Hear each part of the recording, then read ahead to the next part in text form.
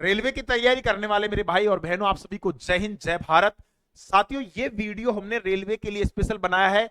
चाहे आप एएलपी के एग्जाम दे रहे हैं, टेक्नीशियन, एनटीपीसी, ग्रुप डी की, आप रेलवे की सभी परीक्षाओं के लिए इंपॉर्टेंट वीडियो है, क्योंकि ये रिपीटेड क्वेश्चन है और ऐसे क्वेश्चनों को मेंटली या 5 सेकंड में कैसे लगाया जा सकता है। इस वीडियो को आप एंड तक अवश्य देखें। अगर आपको हमारा वीडियो पसंद आए तो वीडियो पर कमेंट आप अवश्य करें। यहां दिया गया है वह सबसे छोटी संख्या याद कीजिए जिसे 20, 25 और 35, 40 से विभाजित करने पर क्रम से 14, 19, 29 और 34 शेष बचते हैं। देखिए ध्यान देना है, 20 में से 14 घटाएंगे 6 बचेगा, 25 में से 19 घटाएंगे 6 बचेगा, और 35 में से 29 घटाएंगे 6 बचेंगे, और 40 में से 34 घटाएंगे 6। यानी डिफरेंट हमारे पास में कितना है, सेम है, और डिफरेंट 6 का आ रहा है। तो हम क्या करेंगे, ऊपर जो संख्या दी गई है इनका एलसीएम लेंगे, उसमें से 6 घटा देंगे। देखिए यहां भी जीरो, यहां भी जीरो, तो एलसीएम में जीरो आएगा, और हम जीरो में से 6 घटाएंगे, यानी 10 में से 6 घटाएंगे तो क्या आएगा, 4। जिस भी ऑप्शन का लास्ट का डिजिट 4 आएगा वही करेक्ट आंसर हो जाएगा। तो हमारे पास में ए ऑप्शन क्या हो जाएगा, राइट आंसर। कॉमन क्वेश्चन है ये भी। नेक्स्ट क्वेश्चन की तरफ हम चलते, देखिए वह सबसे छोटी संख्या याद कीजिए जिसे 12, 15 और 20 से विभाजित करने पर क्रम से 8, 11 और 16 शेष बचते हैं। देखिए 12 में से 8 घटाएंगे 4, और 15 में से 11 घटाएंगे 4, और 20 में से 16 घटाएंगे 4। डिफरेंट हमारे पास में कितने का आ रहा है, 4 का। एलसीएम लेंगे, जीरो आ रहा है तो जीरो एलसीएम आएगा ही आएगा। इसमें से हम 4 घटाएंगे तो लास्ट में कितना आएगा, 6। लास्ट में 6 एक ही ऑप्शन में आ रहा है। आप चाहो तो इसको एलसीएम लेकर भी लगा सकते हो। देखिए 12, 15 और 20 का जो एलसीएम जो होता है वो कितना होता है, 60, और 60 में से हम 4 घटाएंगे तो कितना आ जाएगा, 56 will be the correct answer. तो ये कॉमन क्वेश्चन है, एक लगाने लायक क्वेश्चन है। नेक्स्ट क्वेश्चन देखिए गया है, एक समबाहु त्रिभुज के भीतर स्थित एक बिंदु से उसकी भुजाओं पर लंब रेखाएं खींची जाती है। इन लंबों की लंबाई क्रम से 5 मीटर, 6 मीटर और 7 मीटर है। तो त्रिभुज का क्षेत्रफल याद कीजिए। कॉमन क्वेश्चन है, ये भी ध्यान देना है। समबाहु त्रिभुज का क्षेत्रफल होता है √3/4 इंटू होता है ए स्क्वायर। लेकिन जब h का मान दिया हो, जब h का मान दिया हो हमें, तो हमारे पास में फॉर्मूला होता है 1/√3 इंटू होता है एच स्क्वायर। लेकिन अब h का मान क्या होता है, ये हमारे पास में एक समबाहु त्रिभुज हो गया। समबाहु त्रिभुज का ये बिंदु हो गया, इससे हमने क्या डाले, लंब डाले। तो हमारे पास में ये a हो गया, ये a और ये b, और ये हमारे पास में हो गया c। तो h बराबर होता है a प्लस में b प्लस में होता है c। तो ये फॉर्मूला हम चेंज करेंगे तो इसको इस तरीके से लग सकते हैं, 1/√3 इंटू आ जाएगा हमारे पास में a प्लस में b प्लस में क्या आ जाएगा, c का होल स्क्वायर। अब इस फॉर्मूले में हम क्या रखेंगे, मान रखेंगे। देखिए ध्यान देना, 1/√3 इंटू आ जाएगा हमारे पास में 7, और 6 हमारे पास में 13, और 13 और 5 कितना हो जाएगा, 18। 18 का वर्ग करेंगे तो क्या आ जाएगा, 324। 324 में हम 3 का भाग देंगे। देखिए 3 का भाग देंगे तो 3 एकम 3, और 3 8 24, और अंडर रूट क्या लगा देंगे, 3, यानी 108 √3 कितना आ जाएगा हमारे पास में। तो ए ऑप्शन राइट आंसर हो जाएगा, यानी यहां इसके √3 लगा देंगे हम। कॉमन क्वेश्चन है, ऐसा ये क्वेश्चन और लिया गया है। देखिए एक समबाहु त्रिभुज के अंदर एक बिंदु से तीनों भुजाओं पर लंबवत रेखाएं 3, 4 और 5। तो हम क्या करेंगे, 1/√3, और हमारे पास में ये कितने हो जाएंगे, देखिए 5 और 4 9, और 9 और 3 12, 12 का वर्ग करेंगे 144। अब देखो मैंने यहाँ 3 का भाग क्यों दिया, आप समझो थोड़ा सा। ऊपर भी अब मैं √3 से गुणा करूंगा, नीचे भी √3 से गुणा करूंगा। परमीकरण कर रहा हूं मैं इसका, क्या कर रहा हूं, परमीकरण। √3 को गुणा √3 से करूंगा तो क्या आएगा, 3। 3 का भाग दूंगा तो 3 चौक 12, और 3 8 24, और √3 आ ही जाएगा। तो हमारे पास में यहां हम क्या करेंगे, इसके √3 लगा देंगे। ये टाइपिस्ट में थोड़ी गलती हो गई थी। कॉमन क्वेश्चन है, ये भी आप लगा सकते हो। नेक्स्ट क्वेश्चन देखना है, वह सबसे बड़ी से बड़ी संख्या याद कीजिए जिसे 436, 530 और 624 और 718 से विभाजित करने पर प्रत्येक स्थिति में शेषफल 7 बचता है, वो सॉरी 13 बचता है। तो ये नंबर कोई काम का नहीं होता है, लेकिन आपको करना कैसे है, बड़ी से बड़ी संख्या दिया गया है तो इनका हम क्या लेंगे, एचसीएफ लेंगे। यानी एचसीएफ लेना है 436 और 530, और यहां दिया है 624, और यहां पर दिया है 718। देखिए ध्यान देना आपको, इनका डिफरेंट हमारे पास में कितना हो जाएगा, 94। इन दोनों का डिफरेंट कितना हो जाएगा, 94, और इन दोनों का डिफरेंट कितना हो जाएगा, 94। तो एचसीएफ होगा या तो हमारे पास में 94 होगा, या ऐसा नंबर है जो 94 को पूरी तरह विभाजित करेगा, यानी इसका ही कोई गुणनखंड होगा।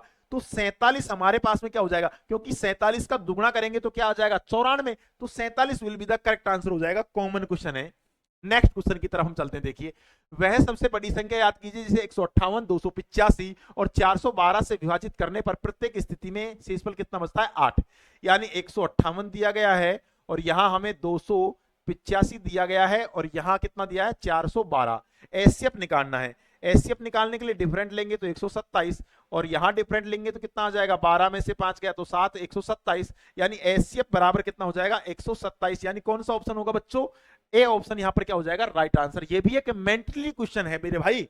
नेक्स्ट क्वेश्चन की तरफ चलते, देखिए, एक तैराक धारा के अनुकूल 37 किलोमीटर पर घंटे और धारा के प्रतिकूल 27 किलोमीटर प्रति घंटे की गति से तैर सकता है, तो शांत जल में तैराक की गति बताइए। देखिए, एक तो होता है बॉट स्ट्रीम, एक होता है हमारे पास में वाटर स्ट्रीम, एक होता है डाउन स्ट्रीम, एक होता है अप स्ट्रीम। या ध्यान देना है, ये होती है हमारे पास में शांत जल में चाल, ये धारा की चाल होती है, और हमारे पास में ये होता है हमारे पास में धारा के अनुकूल, और ये होता है धारा के प्रतिकूल यानी विपरीत।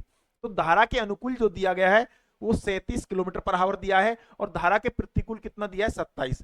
अगर हमें ये वाला मान निकालना है, ये वाला मान हमको निकालना है, तो इन दोनों को जोड़कर 2 का भाग दे देंगे, लेकिन ऑप्शन में सभी का यूनिट डिजिट अलग दिया गया है, तो हम करेंगे 7 और 7 को जोड़ेंगे तो कितना हो जाएगा, 14, लास्ट में 4 आएगा, 4 में 2 का भाग देंगे तो 2 आएगा, तो लास्ट में 2 किसका आ रहा है, यही कॉमन आ जाएगा 32। आप जोड़ भी सकते हो, देखो हमारे पास 7 और 7 14 का, 4 का रिमाइंडर बचा 1, और ये कितने हो जाएंगे, 3 और 2 5 और 1 6, 64 में हम 2 का भाग देंगे तो 32 kilometre per hour will be the correct answer हो जाएगा। यानी यहां 32 किलोमीटर पर आवर घंटे आ चुका है। अब ध्यान देना है आपको, अब आपसे पूछा जाए कि धारा का वेग कितना होगा, भाई 32 से 37 हो रहा है, तो प्लस के 5 की वृद्धि हो रही है, तो हमारे पास में जो धारा का जो वेग आएगा वो आएगा 5 kilometre per hour will be the correct answer. अगर आप इस तरीके से नहीं लगाना चाहते हो तो इन दोनों का डिफरेंट ले लो, डिफरेंट लेंगे तो कितना आ जाएगा 10, और 10 में 2 का भाग देंगे तो कितना आएगा 5। कॉमन क्वेश्चन है।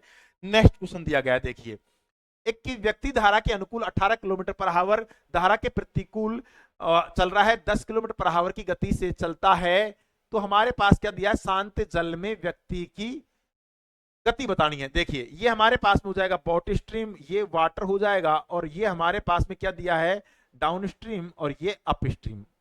तो हमारे पास में अनुकूल में कितना है 18, और यहां जो दिया है 10, इन दोनों को जोड़ेंगे 2 का भाग दे देंगे, इन दोनों को जोड़ेंगे तो हमारे पास में कितना हो जाएगा, देखिए 28, 28 हो जाएगा, 28 में 2 का भाग देंगे तो 14 आएगा। कॉमन क्वेश्चन है, ये आ जाएगा हमारे पास भाई, इन दोनों को जोड़ेंगे तो 28, 28 में 2 का भाग दे देंगे तो क्या आ जाएगा 14।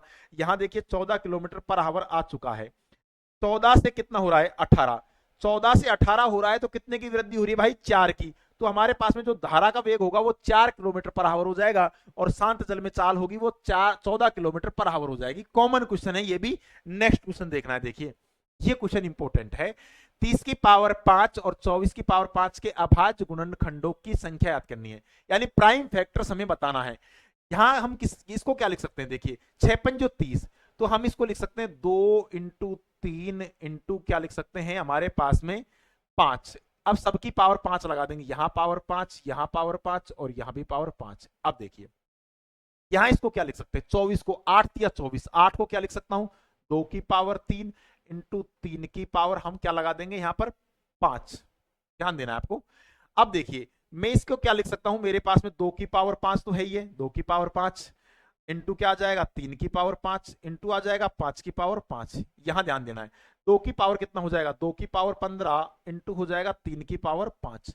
अगर हमारे पास में मैं बात करूं इन दोनों को जोड़ लूं सबको, तो मेरे पास क्या हो जाएगा 2 की पावर 20 इंटू हो जाएगा 3 की पावर 5, और ये 5, तो 3 की पावर कितनी हो जाएंगी 10 इंटू हमारे पास में कितना हो जाएगा 5 की पावर 5। अगर हमारे पास में अभाज्य संख्याओं के गुणनखंड पूछा है तो डायरेक्ट इन सभी पावरों को जोड़ देंगे। ध्यान देना है, इन सभी पावरों को क्या कर देंगे जोड़ देंगे। अगर नंबर ऑफ फैक्टर जोड़ते तो यहां एक एक ऐड करके गुणा करते, लेकिन यहां पूछा है अभाज्य गुणनखंडों की संख्या, तो सबको जोड़ देंगे, यानी 20 प्लस में 10 प्लस में 5, तो 35 will be the correct answer हो जाएगा। यानी बी ऑप्शन यहां पर क्या होगा बच्चों राइट आंसर। कॉमन क्वेश्चन है। नेक्स्ट क्वेश्चन दिया गया, देखिए इसको मैं क्या लिख सकता हूं 3 की पावर 10 इंटू 5 की पावर 10, और यहां मैं क्या लिख सकता हूं, देखिए ये जो दिया है हमारे पास में इसको क्या लिख सकता हूं 2 की पावर, देखिए 4 पंजो 20, 2 की पावर 2 इंटू 5, और यहां पावर लगा दूंगा मैं कितना 8। ध्यान देना है 3 की पावर 10 इंटू 5 की पावर 10, यहां दिया है 2 की पावर 16, और यहां 5 की पावर कितने आ जाएगी 8। देखिए 2 की पावर 16 है ये, और हमारे पास में 3 की पावर 10 हो जाएगी, और इंटू हमारे पास में 5 की पावर कितना हो जाएगी 18। भाई 10 ये रही और 8 ये रही, इन सभी को ऐड कर देंगे। देखो ऐड करेंगे तो क्या जाएगा 16 प्लस में 10 प्लस में 18, तो देखिए 8 और 6 14 का 4 का रिमाइंडर बचा 1, 1 2 3 4 यानी 44 will be the correct answer हो जाएगा। कॉमन क्वेश्चन है ये भी एक। नेक्स्ट क्वेश्चन की तरफ हम चलते हैं। देखिए ऐसा क्वेश्चन जब भी आ जाए, ध्यान देना है आपको, ऐसा क्वेश्चन प्लस में भी हो सकता है और माइनस में भी हो सकता है, लेकिन आपको ध्यान देना है एक बार तो +2 करके हमें क्या करना है, इसका वर्गमूल लेना है। +2 करके वर्गमूल लेंगे, यानी हमारे पास में 194 प्लस में 2 करना है, इसका वर्गमूल लेना है। 196 का वर्गमूल कितना होता है, 14। अब ध्यान देना, प्लस का चिन्ह दिया है, प्लस का चिन्ह दिया है तो प्लस के 2 करके वर्गमूल ले लेंगे। अगर माइनस का दिया होता चिन्ह तो यहां माइनस का 2 करके क्या ले लेंगे, अंडर रूट ले लेंगे।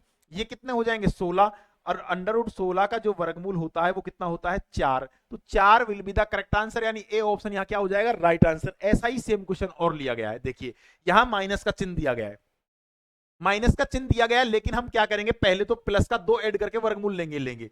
एक बार तो हम प्लस का 2 ऐड करेंगे तो हमारे पास में क्या हो जाएगा, 121, यानी हम इस तरीके से लिख देंगे कि 119, देखिए 119 प्लस में क्या करेंगे, 2 ऐड कर देंगे तो ये कितना हो जाएगा, 121, और 121 का वर्गमूल कितना होता है, 11। अब चिन्ह किसका दिया है, माइनस का, तो माइनस के 2 करके हम क्या ले लेंगे, इसका अंडर रूट ले लेंगे। 2 करके लेंगे तो क्या आ जाएगा, 9, और 9 का वर्गमूल कितना होता है, 3। तो 3 will be the correct answer, C option right answer हो जाएगा। आपको हमारा वीडियो कैसा लगा हमें कमेंट बॉक्स में अवश्य बताएं। बहुत बहुत धन्यवाद मित्रों।